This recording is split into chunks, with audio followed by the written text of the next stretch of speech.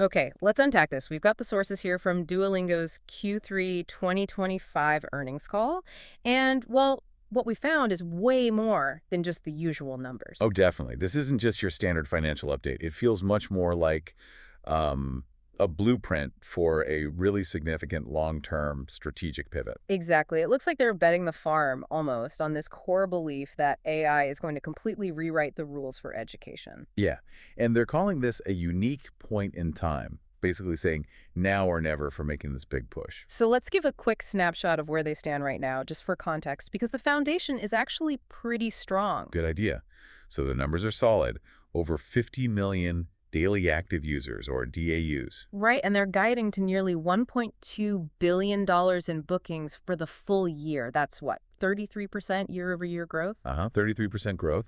And alongside that, they're managing a pretty healthy adjusted EBITDA margin of 29%. Which is strong. But that's where it gets interesting, isn't it? Because the conversation revealed this deliberate trade-off. What's fascinating here is exactly that trade-off. Even with those good financials, they're basically saying, okay, that 29% margin, we're holding it steady, maybe even letting it sit there for a while. Instead of pushing it higher right now. Exactly. They're choosing to reinvest heavily in the future, specifically in growth and making the app teach better, rather than maximizing profits in the short term. It's real long game strategy. I mean, the ambition level here is, well, it's pretty huge. It is. The sources quote them aiming to build a product that teaches better than anything that humanity has seen before. And the ultimate goal, billions of users. Billions with a B. Which sounds, I mean, almost astronomical compared to their current 135 million monthly active users. It's a massive leap. So they're really banking on AI being the bridge to get them to that kind of scale and effectiveness. That seems to be the core bet. Yeah. That the investment now, even sacrificing some immediate revenue, will pay off exponentially if they can build that truly superior AI tutor. Okay, so let's talk about how this actually plays out. This strategic pivot growth and efficacy over near-term cash. How does that change things on the ground, like for the product teams? Well, it fundamentally shifts their optimization priorities. The key message seems to be user growth and engagement trump immediate monetization gains. So they're actually willing to, what, not launch features that would make them money? Pretty much, yeah. If those features hurt user numbers, they gave this hypothetical example, actually. Oh, yeah. What was it? They talked about their energy units, the free credits users get. Let's say they tested reducing it from 25 units to 24. Okay. They know from past data that a small tweak like that would probably boost bookings, right? Because more free users would hit the limit and maybe subscribe. Makes sense. But they said if that same tweak caused, quote, a real hit on daily active users, meaning fewer people came back the next day, they would deliberately choose not to make that change. Wow. So they're consciously leaving potential money on the table right now. For the sake of long-term user retention and growth. Yeah. And this isn't just a quick thing. They expect this investment phase to last for years, focusing on platform lifetime value, or LTV. Absolutely. There's acknowledged lag time here. Better courses lead to more users, but that takes time. And those users take even more time to decide to subscribe. Exactly. So it's a multi-year bet they're placing. They need patience. But isn't there a risk here? If you're delaying monetization to get massive scale, could you end up with, billions of users, but mostly free ones, diluting your revenue per user? That's the calculated gamble, definitely. But the current user growth numbers suggest the attraction part is working really well. What were those Q3 numbers again? DAUs were up 36% year over year, which is huge. Okay, huge growth. And even with some expected slowing down. Yeah, even accounting for that, September and October, DAU growth apparently stabilized around a very strong 30% year over year. So they're managing to pull people in. And that focus on engagement, sometimes maybe even slightly silly engagement, seems crucial. Which brings us to their infamous social media. Right, the unhinged posts featuring Duo the Owl. It's actually a great data point for their strategy. How so? Well, apparently they tried pausing those posts for a bit, maybe to seem more, I don't know, serious or mature as a brand. Okay. And what happened? They saw a noticeable drop in their viral reach and organic user growth. The fun, weird stuff was actually driving acquisition. Huh. So the lesson was keep being unhinged. It works better right now than being mature. Pretty much. They resumed the quirky posts, and the viral reach recovered. It just underlines how focused they are on engagement and DAUs above all else right now. Here's where it gets really interesting, I think. The AI part, the actual push to teach better. Yeah, this super tutor app idea. Something as good as a human tutor, but, infinitely scalable and maybe even more engaging. So how are they actually measuring if the app is teaching effectively, beyond just DAUs? They're really zooming in on metrics that reflect actual learning activity. The big one they highlighted was average number of words spoken per session. Ah, okay, so actual active practice. Exactly.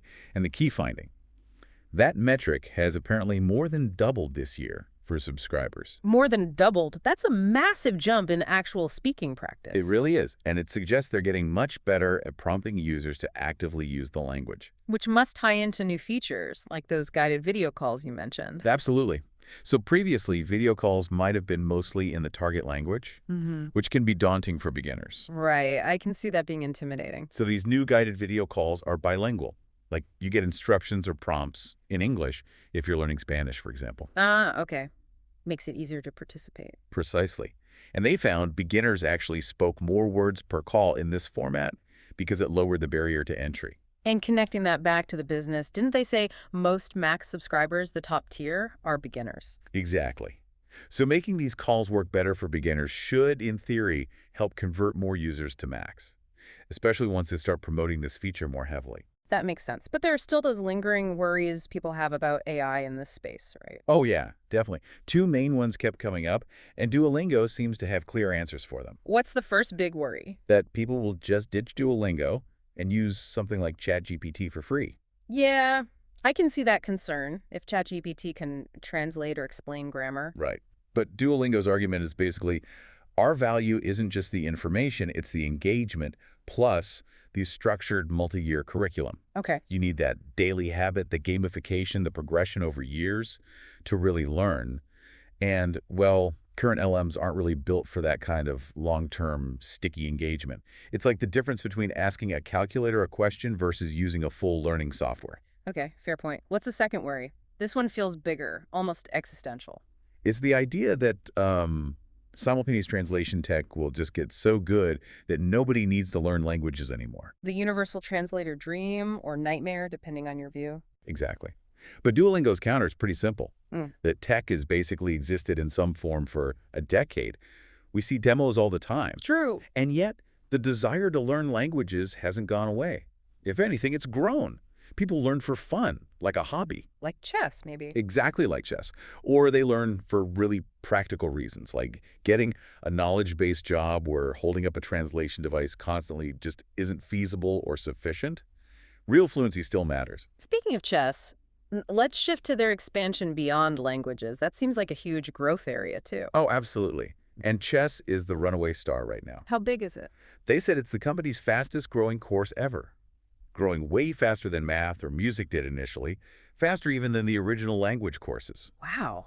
Faster than languages. Apparently so. Yeah. And it's already overtaken math and music in terms of total user numbers. And are people sticking with it? What's the retention like? That's the other remarkable thing. Retention for chess is currently measuring slightly higher than even their core language learning. Higher retention than languages. That's incredible. They've really hit on something there. They really have. And it's about to get another boost. They're rolling out player versus player PvP. Ah, so you can play against other humans. Yeah. Apparently it's live for about 50% of iOS users now and coming to Android soon. That should make it even stickier. Huge potential there. So chess is booming. What about the other subjects, math and music? Are they getting left behind? No, they're still investing there too. Math is apparently getting a big content upgrade soon, all the Common Core K-12 stuff. Okay, so making it much more comprehensive. Right. And music is slated for a full revamp as well. And back on the language front, they're not just adding more languages, are they? It's about depth. Correct. The focus is accelerating the roadmap for their top 9 languages, making the content deeper, pushing users towards higher proficiency. They mention a specific target, the Duolingo score 130. What does that actually mean for a learner? So score 130 is basically equivalent to B2 level on the CEFR scale, the Common European Framework. B2, that's generally considered job-ready proficiency, isn't it? Exactly. It means you can handle complex work discussions, understand technical material. It's a serious level of fluency. They want their app to get users there in their main languages. And that links directly to this new ability to share your Duolingo score on LinkedIn. That feels like a big step towards validation. It's huge for validation. because that Duolingo score uses the same scale as their Duolingo English test. Which is already accepted by thousands of universities, right? Like all the Ivy League schools. Yep, over 6,000 institutions accept it, including all the Ivies and 99 of the top 100 U.S. universities. So connecting the Learning app score to that established high-stakes test adds a ton of credibility. It turns it from just a fun app into potentially a real career credential. That must help with long-term stickiness, especially for English learners globally. Absolutely. It feeds right back into that long-term LTV strategy, making the platform indispensable, not just entertaining. Okay, let's look at where this growth is happening geographically. Any standout regions? Asia seems to be the engine right now. Fastest growing region overall. And within Asia? China, it's a big one. It's their second largest country by DAUs and also their fastest growing country overall. Even with, potential geopolitical risks. Apparently so. They mentioned keeping marketing spend relatively modest there, but the growth is still strong, partly driven by specific partnerships, like one called Lock-In they mentioned for Q3. Interesting. Okay, shifting back to monetization details. How are the different subscription tiers doing, particularly Max, the AI-powered one? Right, Max is kind of the bellwether for this whole AI strategy payoff. It's currently about 9% of their total subscribers. And growth. Bookings for Max doubled year over year in Q3, which sounds great. That, I sense a but. But they were quite candid that it's actually underperforming their own internal expectations. Ah, so the uptake isn't quite where they hoped it would be yet. Seems that way, which is likely why they're pushing hard on features like those guided video calls. They need to show clear, compelling value for that higher price point. Any positive signs for Max? Well, they did say that Max renewal rates are trending slightly better than Super, which is their mid-tier plan. So once people sign up, they seem to stick around a bit better. Okay, so retention is slightly better, but initial conversion needs work. What about the family plan? That continues to be a solid performer. It's now up to 29% of total subscribers. Sharing seems to be a strong driver. Yeah, that makes sense for households. And if we connect this to the bigger picture of immediate monetization levers, remember that energy feature we talked about earlier? The one they hypothetically wouldn't launch if it hurt DAUs. Right. Well, the actual rollout of the energy system overall was deemed a success. It apparently did increase both bookings and DAUs as they hoped. It's fully rolled out now. So they are still finding ways to monetize effectively without hurting growth. And they're testing more pricing options, too. Yeah, they're looking at both ends. They mentioned testing potentially much lower price points, maybe like a super light half-price package, possibly for specific markets or user segments. Trying to broaden the paying base globally. Exactly. But at the same time, they're still experimenting with price increases on their main plans, and that's been working too. Their ARPU, average revenue per user, is up mid-single digits year over year. So they're pulling multiple levers. It sounds quite balanced, actually. It does, and that comes back to the bottom line. Despite this massive long-term AI investment, they're still guiding to that strong 29% adjusted EBITDA margin. So they're not just throwing caution to the wind, they're funding the future growth out of current strength rather than sacrificing profitability entirely. Precisely. It feels like a disciplined yet ambitious long-term bet enabled by their current success. They see this AI window as critical and are moving fast. So what does this all mean? We dove into an earnings call and found something much deeper. This fundamental shift in thinking at Duolingo. A real willingness to delay gratification, to skip the small, easy wins. In pursuit of this huge AI-powered future vision, aiming for billions of users, truly effective learning. Right.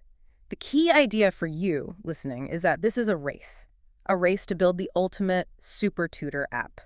And right now, Duolingo is prioritizing getting the teaching right, getting the AI right, and keeping users hooked for the long haul, even if it means slower monetization today. Which leads to a final kind of provocative thought for you to mull over. Yeah. If they succeed, if they really crack this AI tutor code and make something that teaches demonstrably better than humans, yeah, they'll have this incredibly powerful engine built on two things: proven efficacy, and let's face it, seriously addictive engagement mechanics, the streaks, the gamification, the unhinged posts. True. The engagement is key to their model. So the question becomes, in the future of digital education, what wins?